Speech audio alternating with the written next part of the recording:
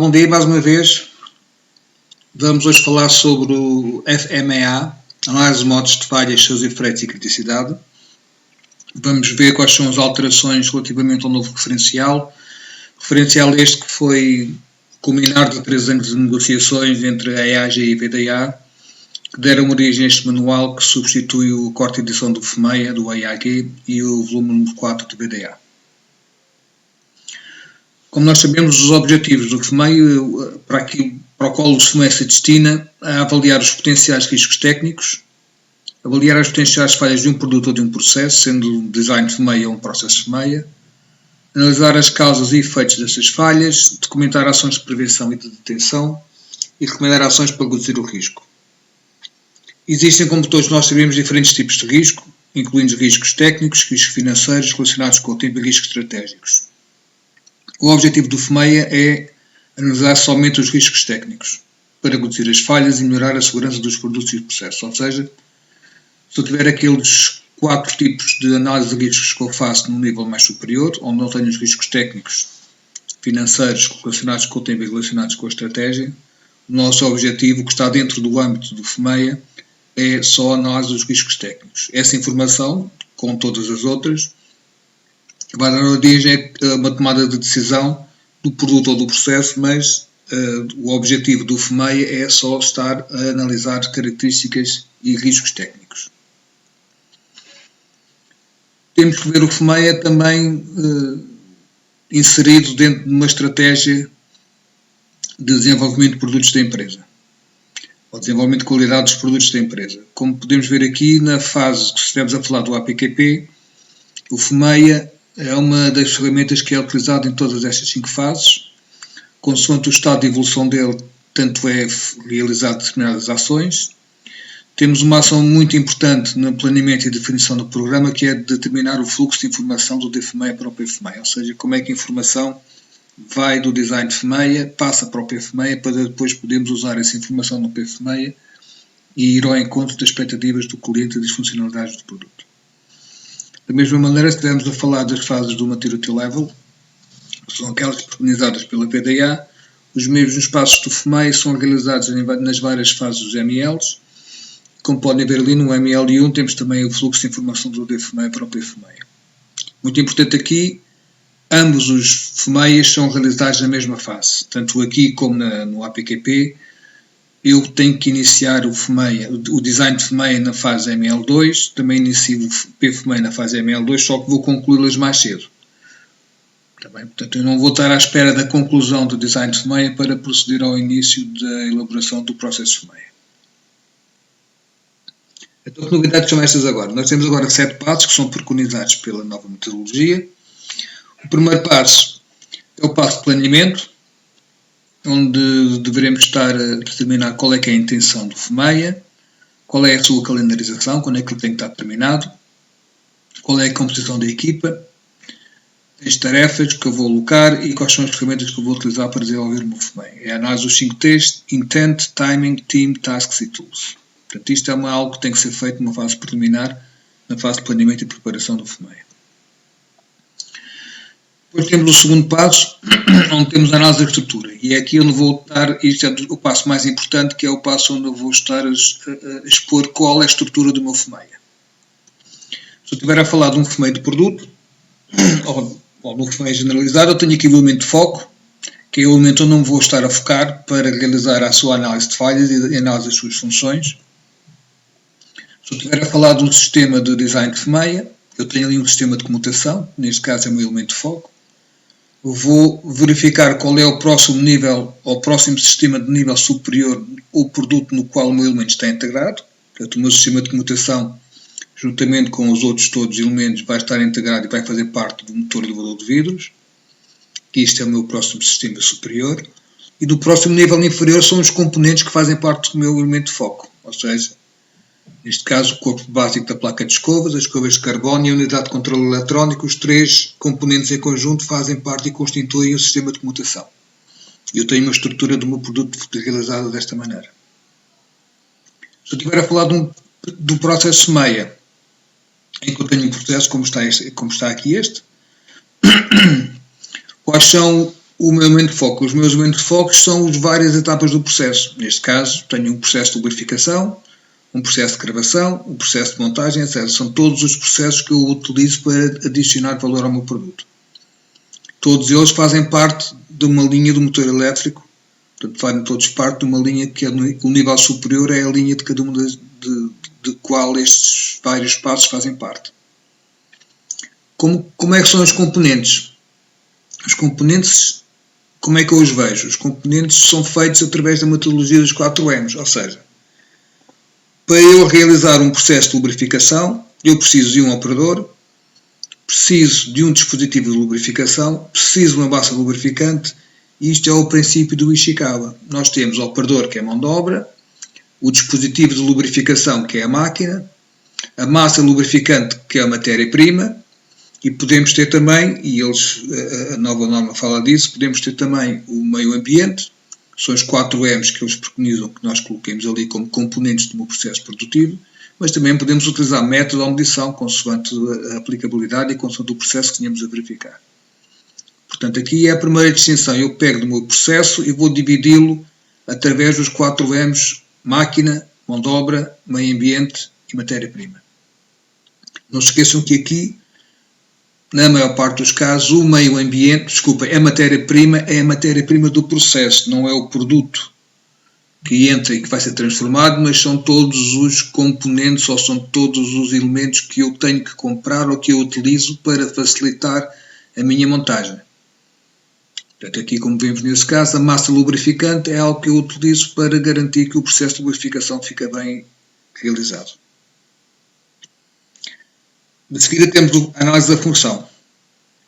Então eu já tenho ali os elementos, que são aquelas barrinhas que estão ali cinzentos, e eu agora por cima deles vou identificar qual a função de cada um deles. Portanto, vou identificar a função dos meus elementos, a função do meu elemento de nível superior e a função dos vários componentes que estão no nível inferior. E quais são as suas respectivas características. Temos então que a minha função, eu preciso dela para realizar uma função do nível superior. E como é que eu faço para implementar aquela função que eu tenho que estar a realizar? Implementando uma função do nível inferior. Eu, se não tiver o operador com uma determinada certificação, se eu não tiver uma máquina a trabalhar numa determinada condição, eu não consigo realizar a função de prensagem, corte, injeção, aquelas que eu tiver que estar a analisar.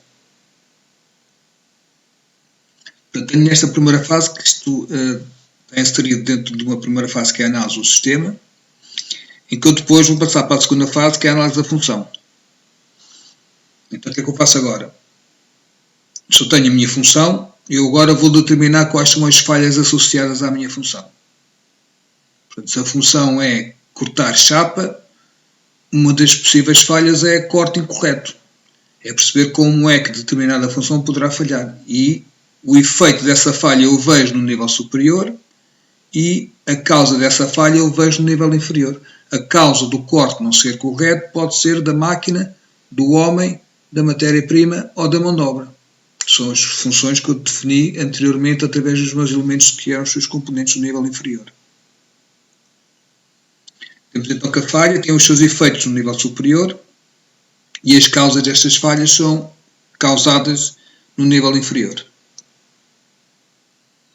Temos então análise de causas, análise de falhas e agora vou fazer análise de risco. E nesta análise de risco, onde eu já tenho o efeito da falha, eu sei qual é que é a função, sei qual é que é o elemento no nível superior, que é onde vai dar origem ao meu efeito da falha, e agora vou classificá-las através da severidade. Severidade essa que, como vocês já sabem, isto é uma característica que não muda dos meses anteriores, esta severidade vai variar de 1 até 10, sendo o 1 menos severo, o 10 o mais severo.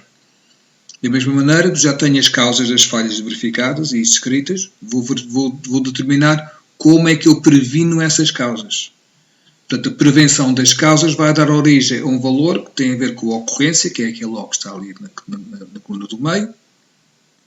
Esse O vai também variar entre 1 até 10, em que 1 é o que ocorre com menos frequência e o 10 é o que ocorre com mais frequência. Mas isto, tenham atenção, que é a ocorrência da causa. Não é a ocorrência do modo de falha. Não é com que frequência é que a peça fica mal cortada. É com que frequência é que o mau alinhamento da minha ferramenta origina que a peça fica mal cortada. Portanto, é a prevenção da causa. E aí sim vou pontuar entre 0 e 1 e cada uma daquelas causas vai ter uma ocorrência distinta. Depois tenho a minha detecção. A detecção é do modo de falha ou da causa. Como é que eu detecto que a peça ficou mal cortada ou como é que eu detecto que o equipamento está desalinhado.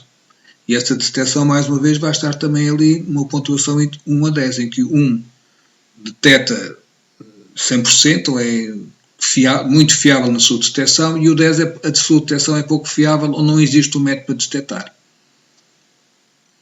Portanto, este modelo é um pouco como já estava o anterior, as tabelas mudam um bocadinho, só para perceber que, e para receber aqui conceitos, prevenção é tudo o que acontece antes da falha ocorrer, detecção é tudo o que acontece após a falha ocorrer.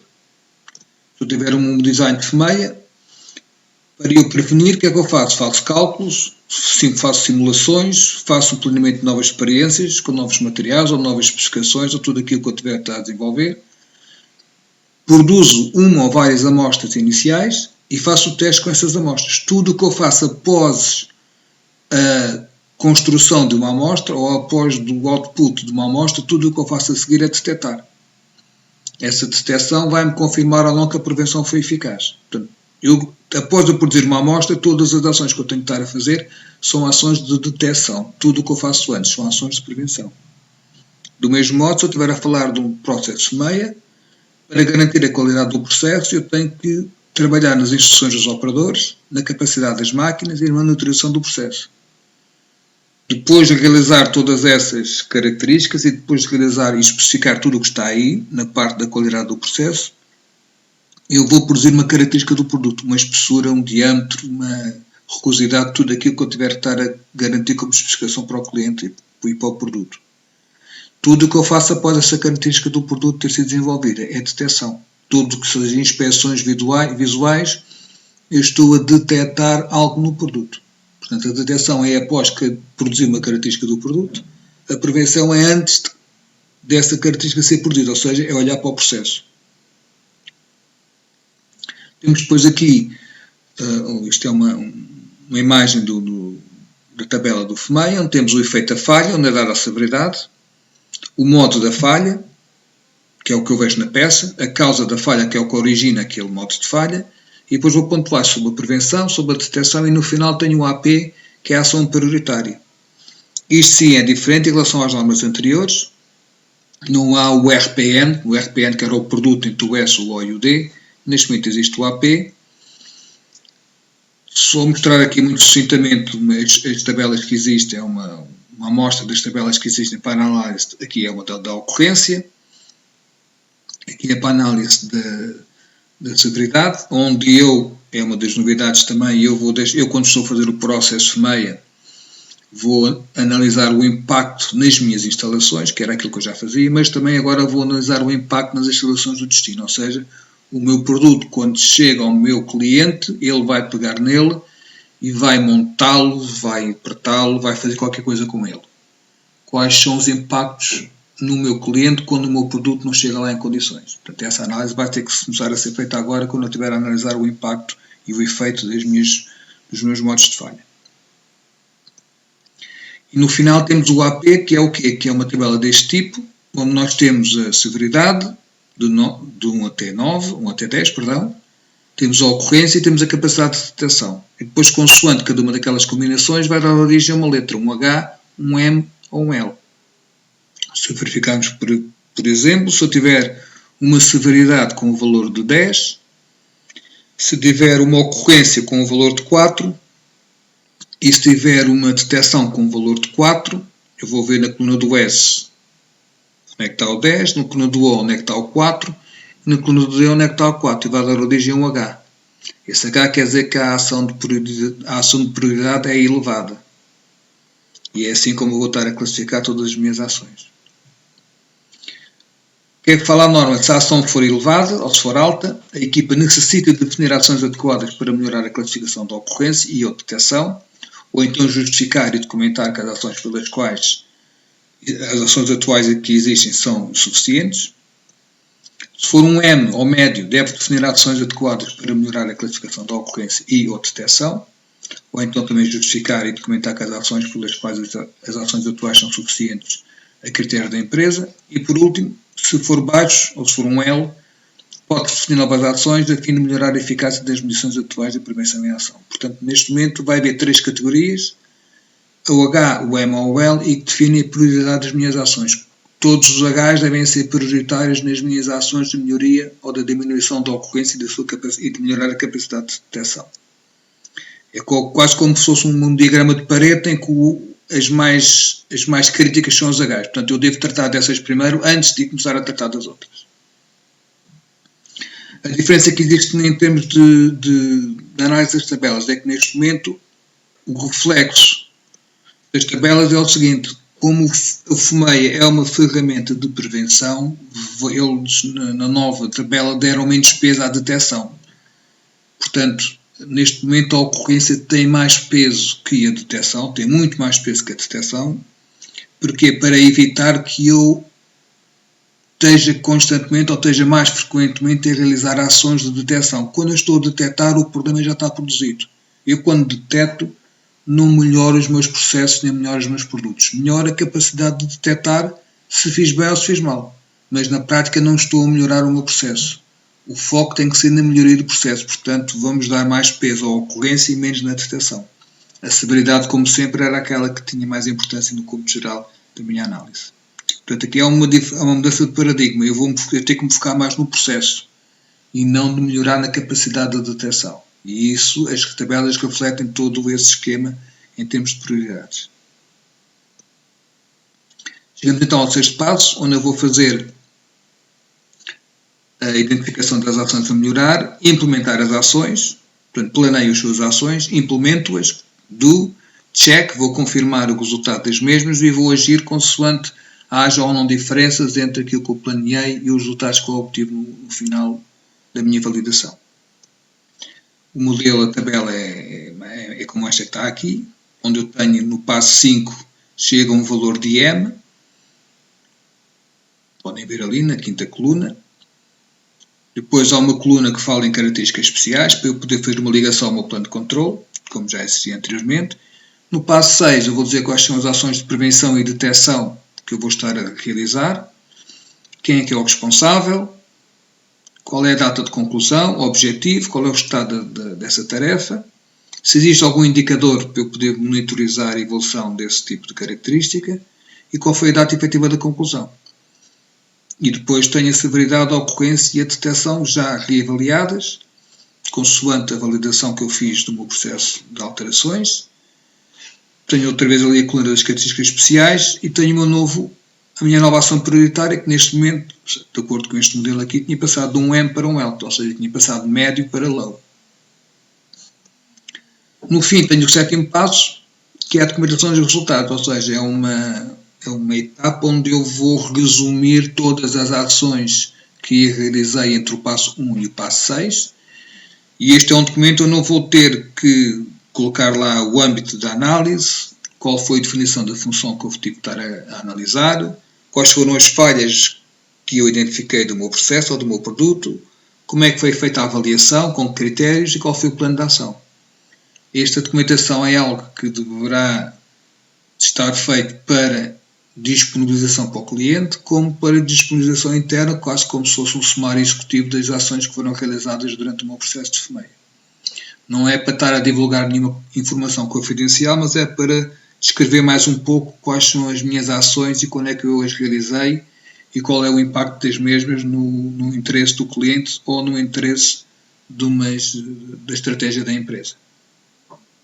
Portanto, temos aqui a abordagem de 7 passos, mais uma vez, planeamento e preparação, análise da estrutura e análise da função, é uma etapa que tem a ver com a análise do sistema, onde eu defino a estrutura do meu FUMEIA, ou seja, quais são os elementos que estão lá ou vão estar envolvidos no FUMEIA e quais são as suas funções. Eu, depois disso realizado, vou analisar se as funções são estas, podem falhar desta maneira, tem um risco elevado porque eu estou a fazer uma análise da ocorrência, da severidade e da capacidade de detecção, que vai-me dar uma ação prioritária, que tem a ver com o risco associado a cada um dos modos de falha.